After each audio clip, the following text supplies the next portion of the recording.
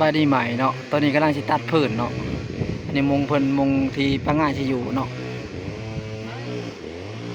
อยู่ที่บ่แม่นภาษาเด้ออยู่ไหหน้าเนาะอยู่ทุ่งนา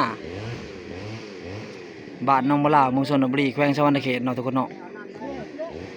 ผู้ใดก็มาพา FC กดไลค์กดแชร์กดติดตามเนาะเพื่อเป็นกำลังใจทีมงานเนาะลาผู้ชมทุกคนอันนี้ก็นักสำรวจรถเนาะนี่พาสิเพิ่นพากันซุ่มกันยังบ่จักวิจัยรถวิจัยยังพุอันเด้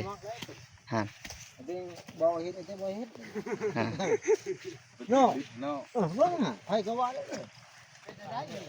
เอากองนี่ก็บ่นแกว่งมาจ่อแท้มันบ่ได้คักแนะนำไหมครับผลิตไม้แล้วกันนะเนี่ยเฮาแกว่งมันวิดเลยมันวิดเลยแบนเขาเชียงหางมันต้อง แบนคูบูตะนี่บ่ผ่านบ่หักหรือไม่ก็ตั้มนี่ก่อนตัวนี้ก็เวลาเฮาแกว่งแล้วคือมันก็เอาตัวนี้มาเมียนนี่ให้ลองเกมก่อนมันเพียงไปสูงกันคือแล้วแหละลุดประเภทถึกแล้วเจ้าอยู่ที่วิจัยนี่บ่ได้ตั้มไม่เข้าผู้ผลิตเพื่อเขาสิคนเขาวิจัยถึกแล้ว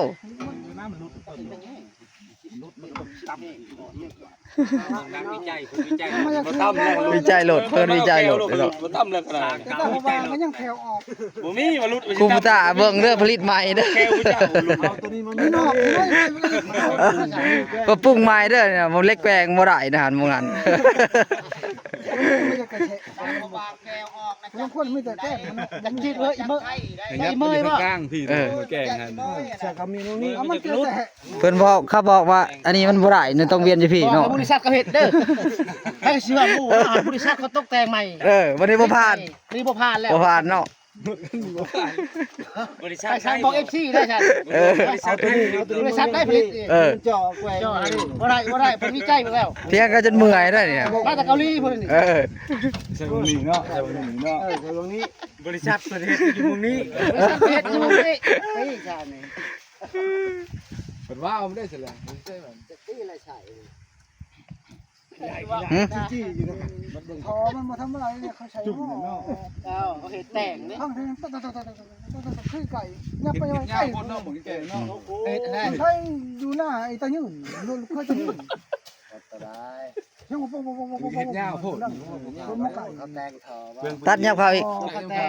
ก็เอาขี้เกียจมาตัดแล้วนี่ตัดโอเคนี่